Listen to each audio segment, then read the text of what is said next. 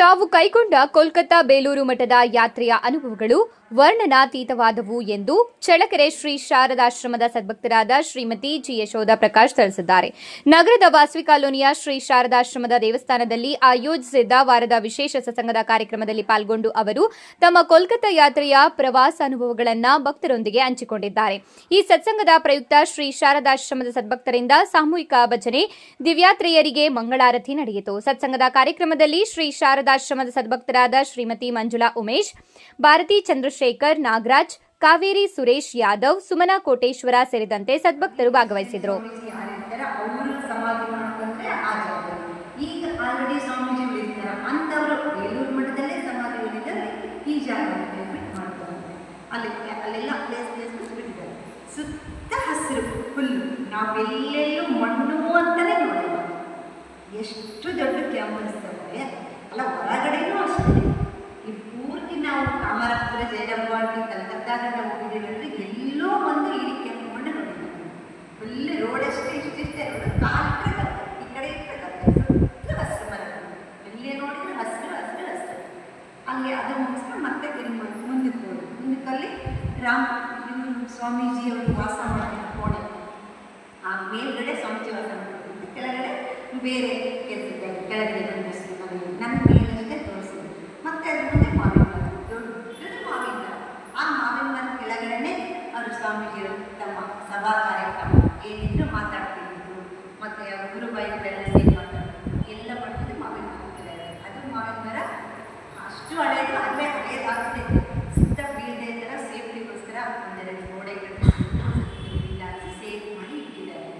ಆ ಮಾವಿನ ಮರಗಳನ್ನು ನಾವು ನೋಡಿ ಮತ್ತೆ ನೆಕ್ಸ್ಟು ರಾಮಕೃಷ್ಣರು ಅಸ್ಥಿನ ಸ್ವಾಮೀಜಿಯವರು ಬೇಲೂರು ಮಠ ಅಂತ ಕಟ್ಟಿದಾಗ ಸಣ್ಣದ ರೂಮ್ ಕಟ್ಟಿಬಿಟ್ಟು ಅಲ್ಲಿಟ್ಟು ಪೂಜೆ ಮಾಡಿದ್ದಾರೆ. ಅದು ಹಳೆ ಮಂದಿರ ಅಂತಾರೆ, ಹಳೆ ಶೈಲಿ ಅಂತ. ಅಲ್ಲಿಗೆ ಹೋಗಿ ಅಲ್ಲಿನ ಸ್ವಲ್ಪ ನೋಡಿ, ಇಲ್ಲಿ ರಾಮಕೃಷ್ಣರು ಯಾವಾಗಲೂ ಜಾಗೃತವಾಗಿರ್ತಾರೆ.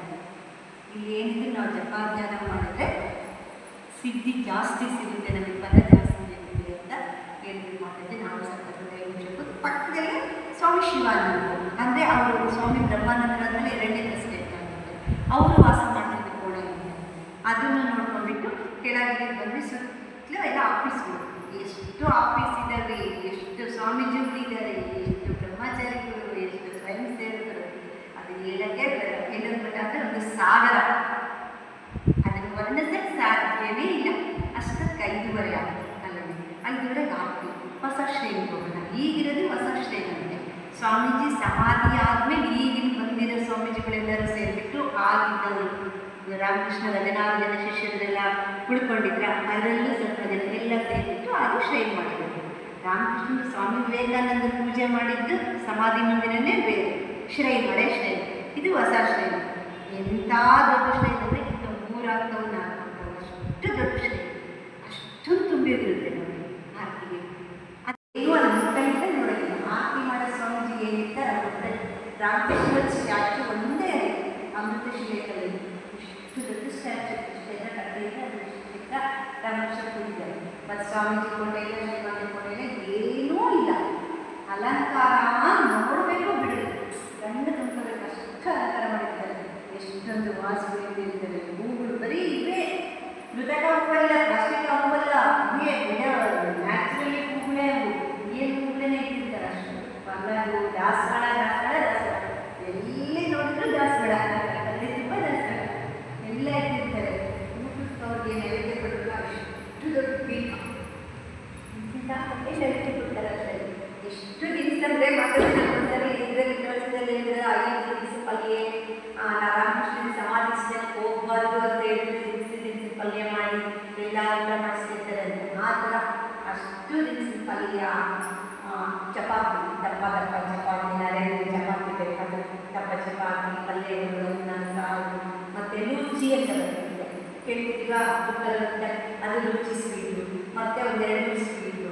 ಊಟ ಅಂದರೆ ಊಟ ಮಾಡಬೇಕು, ಅಷ್ಟು ಸ್ವೀಟ್ಗಳು ಊಟಗಳು. ಮತ್ತು ಲಾಸ್ಟಿಗೆ ಏನು ಮಾಡಿದರೆ ರಾಮಕೃಷ್ಣರು ಕೊನೆಯ ಟೈಮಲ್ಲಿ ಅವ್ರಿಗೆ ಅನ್ನ ನೀರು ಸೇರ್ತಿರಲ್ಲ, ಆ ಟೈಮಲ್ಲಿ ರಾಗಿ ಗಂಜಿ ಕುಡಿಸ್ತಿದ್ದಾರೆ. ಅದು ಇವತ್ತಿಗೂ ನಡೆಸ್ಕೊಳ್ತಾರೆ. ಮಧ್ಯಾಹ್ನ ಟೈಮು ಅಕ್ಕಿ ಗಂಜಿ, ರಾತ್ರಿ ಟೈಮು ರವೆ ಗಂಜಿ. ಪ್ರತಿಯೊಬ್ಬರು ಊಟ ಮಾಡಲೇಬೇಕು, ಅದು ಬೆಳೆಸಲೇಬೇಕು. ಇವತ್ತಿನಲ್ಲೂ ಅದು ನಾವೆಲ್ಲ ಆರತಿ ಮುಗಿಸ್ಕೊಂಡು ಆರತಿಯಲ್ಲಿ ಸ್ವಲ್ಪ ಜನ ಟೈಮ್ ಕೊಡ್ತಾರೆ, ಇರಬೇಬೋದು ಹೋಗೋದು. ನಾವು ಸ್ವಲ್ಪ ಕೂತಿ ಮತ್ತೆ ಪಕ್ಕದಲ್ಲೆಲ್ಲ ಮನಸ್ಸಿಗೆ ಒಂದು ಜಾಡಿನಲ್ಲಿ ಇಟ್ಟಿರ್ತಾರೆ, ನಾವು ವಾಚನ ಮಾಡಿ ತೀರ್ಥಾಂಗ ಅವರು ಗಾಯತ್ರಿ ಬರ್ತಿದ್ದಾಗ ಎಲ್ಲ ಕರ್ಕೊಂಡು ತೋರಿಸಿ ಮತ್ತೆ ನಮಗೆ ತೀರ್ಥ ಎಲ್ಲ ಕೊಟ್ಟು ತಗೊಂಡ್ಬಂದು ಸ್ವಲ್ಪ ಕೂತಿದ್ದು ಮತ್ತೆ ಹೋಗೋದು. ಅವತ್ತೇನಾಯ್ತು ಗೊತ್ತಾ, ನಾವು ಹೋಗಿದ್ದಿನ ನವರಾತ್ರಿಯಲ್ಲಿ ಲಕ್ಷ್ಮೀ ಪೂಜೆ ಬಂದಿದೆ ಅಲ್ಲಿ, ಅವತ್ತೇ ಲಕ್ಷ್ಮೀ ಪೂಜೆ ನಾವು ಕಾರ್ಯಕ್ರಮ ಲಕ್ಷ್ಮೀ ಪೂಜೆ ಇದೆ ಮತ್ತು ನಾವೆಲ್ಲ ಇರೋರಿದ್ವಿ, ನೀವು ಸುಸ್ತಾದರೂ ಹೋಗಿ ರೆಸ್ಟ್ ಮಾಡಿದ್ವಿ. ನಾವು 8 ಊಟ ಇತ್ತು ಅಷ್ಟಕ್ಕೆ ಹೋಗಿ ಊಟ ಮಾಡ್ಕೊಂಡು ನಾನು ಆರತಿಯ ಪೂಜೆ ಅಂದರೆ ನೋಡಬೇಕು ಬಿಡಿ, ಅವೆಲ್ಲ ಅಷ್ಟು ಚೆನ್ನಾಗಿ ಲಕ್ಷ್ಮೀ ಪೂಜೆ, ಇಷ್ಟೇ ಲಕ್ಷ್ಮೀ ವಿಗ್ರಹ, ಅದಕ್ಕಷ್ಟು ಸೀರೆ ಉಡಿಸಿ ಅಷ್ಟು ಪೂಜೆ ಮಾಡಿ ಅಷ್ಟು ನೈವೇದ್ಯ ಅಂದರೆ ಇಂತಿಂತ ಮತ್ತೆ ನೈವೇದ್ಯ, ಅದು ಎಷ್ಟು ದಿನಸ್ತಂದ್ರೂ ಅಷ್ಟು ಒಂದು ದಿವಸ ನೈವೇದ್ಯ. ಅಷ್ಟು ಸ್ವಾಮೀಜಿಗಳು, ಅಷ್ಟು ಇವರು ಬ್ರಹ್ಮಚಾರಿಗಳು, ಸ್ವಯಂ ಸೇವಕರು